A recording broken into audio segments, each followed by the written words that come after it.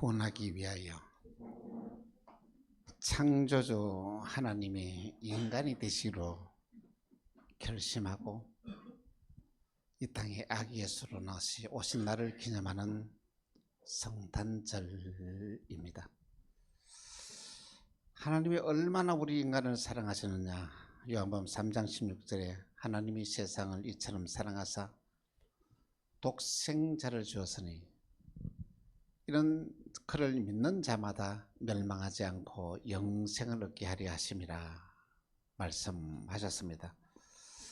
하나님은 당신의 독생자를 이 땅에 보내어서 그에게 모든 죄값을 다 씌우고 우리를 구원하기 위하여 이 땅에 오셨습니다. 성탄절은 기쁨의 절기요 복된 절기입니다. 그래서 성탄절이 되면은 서로 화해하고 용서하고 전쟁도 그치는 놀라운 일들이 이 땅에서 일어나고 있습니다. 2025년 성탄절을 맞이하여 갈등과 분쟁 속에서 서로 다투고 있는 우리 모두에게 하나가 되는 은혜, 놀라우신 축복이 임하기를 주 예수 이름으로 축원합니다. 이번 성탄절에 남과 북이 서로 화해하는 성탄절이 되기를 바랍니다. 지역 간의 갈등이 사라지고 계층 간의 갈등이 사라지는 역사가 일어나기를 바랍니다. 이번 성탄절에 한국교회가 성령 안에서 회복되어지는 은혜가 일어나기를 바랍니다.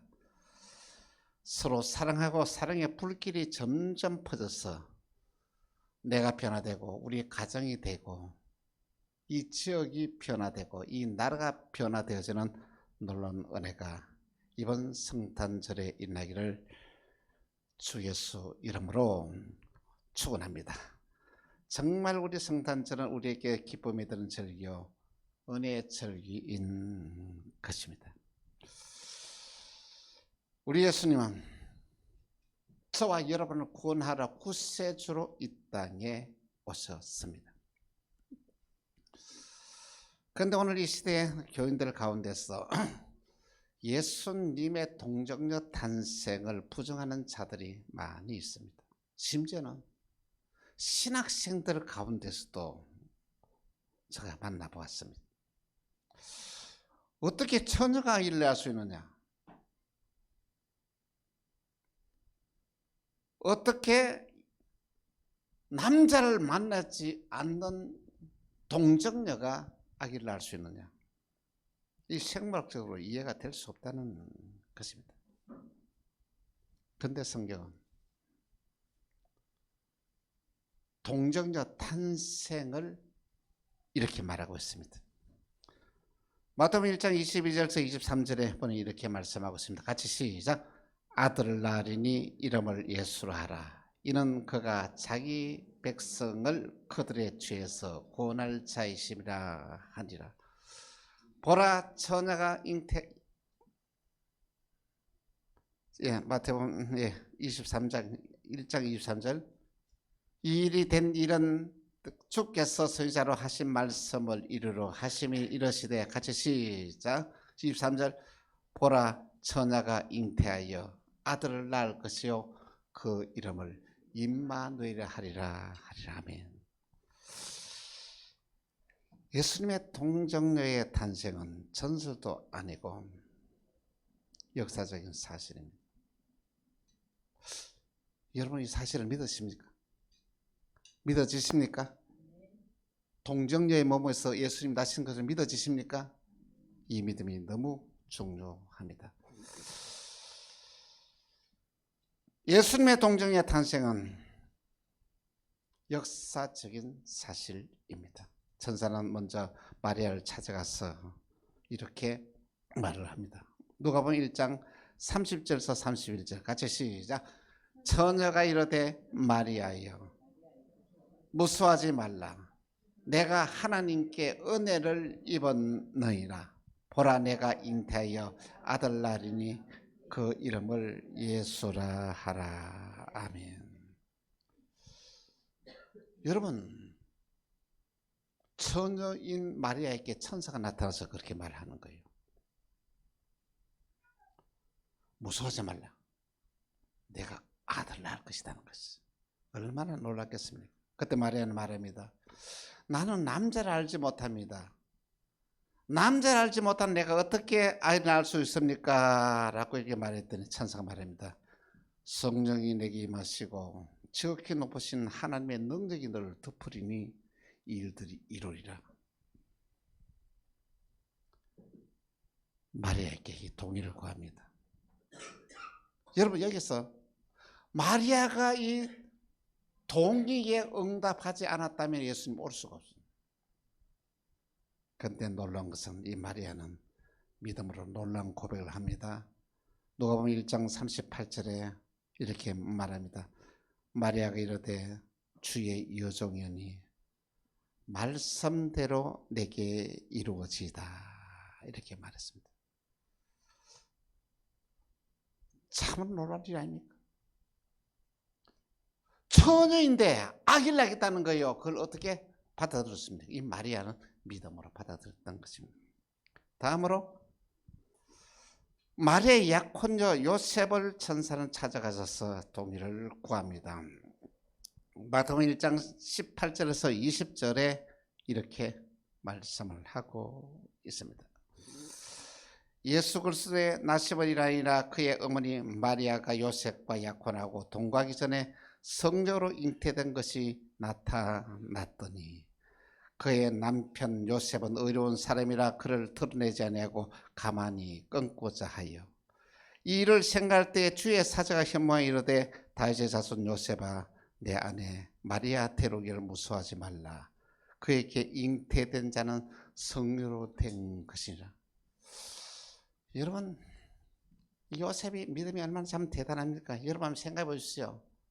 아니 내 약혼녀가 내 시도 아닌 남의 씨를 갖다가 아기를 갖는데 허락하라 한데 그거는 누가 허락할 수 있겠습니까? 그런데 이 마리아는 믿음의 사람이었고 요셉도 믿음의 사람으로 이 하나님의 동의에 응답을 했습니다. 요셉은 잠에서 깨어나서 주의 사자 분부대로 마리아를 데리고 왔습니다.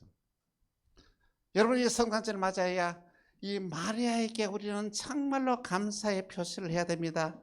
요셉에게 진정으로 감사한 마음으로 올려드려야 됩니다. 마리아와 요셉이 아니었다면 예수님이 이 땅에 오실 수 없었고 예수님이 이 땅에 오시지 않았다면 저와 여러분이 구원을 받을 수 없다는 놀라운 사실인 것입니다. 마리아와 요셉은 예수님의 구세주로 이 땅에 오시는데 결정적인 역할을 한 사람입니다. 먼저 예수님의 탄생을 축한 자들입니다. 예수님이 이 땅에 구세주로 올 때에 축한 사람들이 있는데 첫 번째 뭐냐면 목자들이었습니다. 목자들은 낮고 빈천한 삶을 살아가는 자들이었습니다. 그들은 양들과 함께 지나면서 들에서 양들과 함께 잠을 자고 먹고 생활하는 자들이었던 것입니다. 짐승들과 함께. 이들은 이 세상을 힘들고 어렵고 고통 속에 살아가는 사람들을 대변하는 것입니다. 이 목자들에게 천사가 찾아가서 이렇게 말합니다. 누가복음 2장 8절에서 11절에 이렇게 말합니다. 같이 시작. 그 지역에 목자들이 밤에 밖에서 자기 양떼를 지키더니 주의 사자가 곁에 서고 주의 영광이 그들을 두루 비추매 크게 무서워하는지라.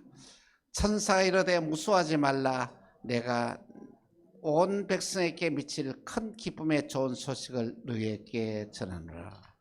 오늘 다윗의 동네에 너희를 위하여 구주가 나셨으니 곧 그리스도 주시니라. 놀라운 소식입니다. 천사가 나타나서 놀라운 소식을 전합니다. 그리고는 천군 천사들이 하늘에서 소리를 칩니다. 지극히 높은 곳에서는 하나님께 영광이요 땅에서는 기뻐하심을 입은 모든 사람들께 평화를 하는 이 천사들이 찬양이 흘렸던 것입니다. 참으로 놀라운 사실은 수많은 목자들 가운데서 목자들에게 다 나타나는 게 아니고 깨어있는 목자들에게 나타났습니다. 다른 목자들은 말이야 우리 속에서 함께 잠을 자는데 이 목자는 밖에서 양들을 깨워서 지키고 있었다는 것이죠. 깨어있는 목자들에게 천사는 나타나서 이 놀라운 소식을 전했습니다. 그리고 목자들은 베들레헴으로 달려갔습니다. 근데 베들레헴에 여러분 그 지역이 제가 가보지는 않았습니다만 넓은 지역에서 나는 그 어디서 찾겠습니까? 그 밤중에 불이 켜져 있는 집을 쫓아다니면서 찾았지 않았나 생각합니다. 그래서 목자들은 구주에서 말구에서 태어나신 아기 예수께 경배를 드리게 되었던 것입니다. 목자들이 아기 예수께 경배 드린 것은 오늘 이 시대에 힘들고 어렵고 나약하고 약한 자들을 대변해서 이 아기 예수께 경배를 드린 대표적인 사례를 우리에게 소개를 하고 있습니다. 두 번째로 동방 박사들입니다. 동방에서 박사들은 별을 연구하는 자였는데 그들의 밤에 이렇게 별을 연구하는데 이전에 보지 않았던 큰 별이 나타났습니다. 이런 걸 보고 말했습니다. 아, 이 땅에 구세주가 왔구나. 우리가 경배하러 가자. 그 먼 여행의 길을 떠납니다. 여러분 여행을 해보셔서 말지만 여행에서 가장 힘든 것이 낮에 여행하는 것이 아니고 밤에 여행하는 것은 너무 힘이 들지 않습니까? 어두운 데서 길을 가니까. 왜 동방의 박사들은 밤에 길을 떠나야 되는가 하면 별을 따라서 가야 되기 때문에 낮에는 자고 밤에 여행을 떠났다는 것입니다.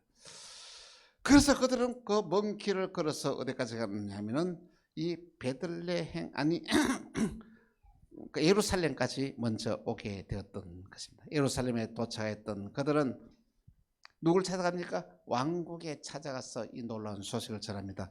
마태복음 2장 2절에 보니 이렇게 말씀합니다. 유대인의 왕으로 나신 이가 어디 계시뇨? 우리가 동방에서 그의 별을 보고 그에게 경배하러 왔노라 이렇게 말했습니다. 아니 이 소식을 들었던 헤롯 왕이 얼마나 놀랐겠습니까? 자기가 왕인데 왕이 태어났대. 얼마나 놀랐겠습니까? 놀라서 죽을 지경이었어. 속이 상했어. 그래서 헤롯은 대제사장들과 서기관들을 불러 모았습니다. 그리스도가 어디서 내겠냐고 물으니 박사들은 즉시 이렇게 말합니다. 마태복음 2장 6절에 이렇게 말합니다. 같이 시작. 또 유다 땅 베들레헴아 너는 유다 골 중에서 가장 작지 아니하도다. 내게서 한 5살이는 자가 나와서 내 백성 이스라엘의 목자가 되리라 하였습니다. 착착착착 알아냈습니다. 근데 놀라운 것은 이 놀라운 사실을 듣고도 이 박사들 아니 성경의 박사들 서기관들이 제사장들이 예수님을 찾으러 경배하러 갔습니까? 베들레헴에 난 줄 알았지만 않습니까? 가지 않았습니다. 그때 헤롯 왕은 이 박사들을 불러서 말합니다. 베들레헴에서 난다고 했습니다. 나도 그에게 가서 경배를 드리고 싶습니다. 먼저 가서 아기 아니 구세주를 만나면 메시아를 만나면은 저한테 빨리 연락해 주십시오 했습니다. 그때 이 박사들이 베들레헴으로 갔습니다. 그런데 베들레헴 가는데 길을 찾을 수가 없지 않습니까?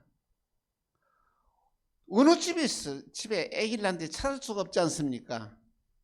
어떻게 할 바를 몰라 했는데 하늘에서 그 별이 나타나서 예수님이 태어난 그 집을 쫙 바로 가리켜 난 뒤에 이렇게 사라집니다. 그 집에 가서 이들은 그들이 준비한 황금과 유향과 모략을 예물로 드렸던 것입니다. 그리고 경배를 하였습니다. 동방 박사들이 황금과 유향과 모략으로 예물을 드렸다는 것은 예수님은 이 땅에 힘들고 어렵고 가난한 사람들만 위해서 오신 것이 아니고 많이 공부를 하고 배우고 여유 있는 사람들도 함께 구원하기 위하여 이 땅에 오셨다는 것을 우리에게 보여줍니다. 이 동방의 박사들은 이 세상을 살아가면서 여유 있게 살아가는 사람들의 대표하는 자들이었다는 것입니다. 사랑하는 성도 여러분, 예수님은 저와 여러분들을 구원하러 이 땅에 오셨습니다. 예수님을 만나면 우리 인생의 운명이 바뀝니다. 예수님이 이 땅에 오셔서 너무 힘들고 어렵고 고통스러운 삶을 살았습니다. 왜 전능하신 하나님이 왜 이 세상에 살면서 힘들고 어렵고 고통스럽게 살아가신지 아십니까? 성경이 이렇게 말하고 있습니다. 고린도후서 8장 9절에 이렇게 같이 말씀하고 있습니다. 같이 시작. 우리 주 예수 그리스도의 은혜를 너희가 알거니와 부유하신 이로서 너희를 위하여 가난하게 되시면 그의 가난함을 말미암아 너희를 부유하게 하려 하심이라. 너무나 많은 것을 가졌던 예수님이 가난하게 사신 것은 왜? 가난하게 살아가는 저와 여러분들에게 부유한 삶을 살게 하기 위하여 예수님이 이 땅에서 가난하고 힘들게 어려운 삶을 살았다고 말씀하고 있습니다. 사랑하는 성도 여러분, 2025년의 성탄절이 여러분께 은혜의 절기가 되기를 바랍니다. 축복의 절기가 되기 바랍니다. 여러분의 운명이 바뀌어지는 절기가 바랍니다. 예수님을 만나는 은혜가 있기를 바랍니다. 이번 성탄절에 정말 하늘의 영광, 땅의 평화, 그리고 저와 여러분의 가정 위에, 이 나라 이 민족 위에 하나님의 크신 은총과 축복이 함께하기를 주 예수 이름으로 축원합니다. 기도하겠습니다. 주님, 구세주로 이 땅에 오신 주님, 그 크고 놀라운 사랑을 생각할 때 감사를 드립니다. 성탄절을 맞아야 이 땅에 나를 살리러 이 땅에 아기 예수로 오신 예수님 만나게 하시고 그분의 음성을 듣게 하시고 우리의 삶에 새로운 결단이 나게 하시고 우리의 삶의 방향이 바뀌어지게 하시고 우리 모두 하나님의 언약하신 축복의 세계에 다 들어가는 복의 복을 더하여 주옵소서. 주 예수 그리스도 이름으로 기도합니다. 아멘.